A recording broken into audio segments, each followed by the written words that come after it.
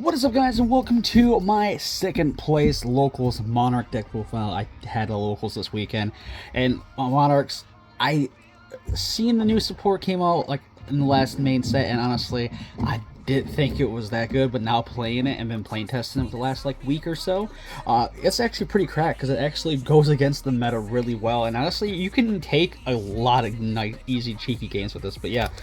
So without further ado, let's just jump right in and check out Monarch. It's insane. 3 Erebus, 2 Aether, kind of just the standard. These ratios kind of go flopping back and forth. You can go 2-2 if you really want. Aether, I think, is maybe a little better this format, but now in hindsight, I would say it is probably the best option this hindsight, but Erebus is definitely not a bad option as well.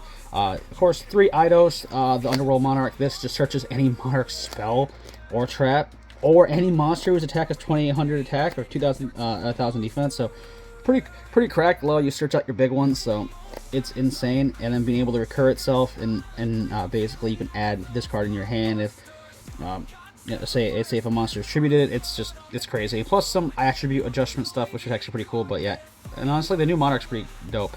We also got a new Squire as well.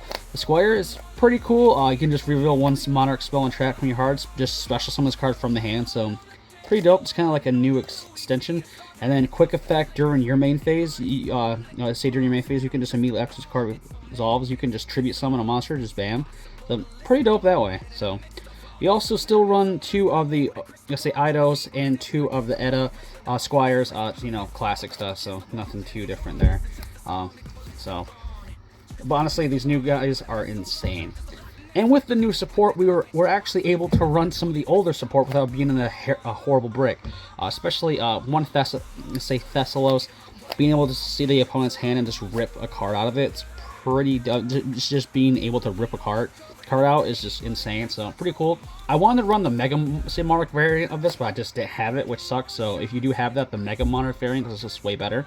But OG, Thessalos, never a bad one. Of course, one's a Borg, just a free pop, never a bad thing. And then Grangmar being able to just, destroy a face-down card is actually pretty cool, especially in certain matchups. So, yeah, that is it for the OG Monarchs. Next, of course, we have everyone's favorite, Majesty's Fiend. Yeah, stop, just say no. And then, of course, one Vanity, so they came with special summon. These guys, insane as always. Majesty is just better because it does have that 1000 defense point, where this has 1200, so this one's a little better because it is searchable. So Majesty's Fiend is just insane. And of course, you have the other fun stuff, Domain. Opponent loves Domain. They always love playing under Domain. Insane. Of course, Pantheism as well.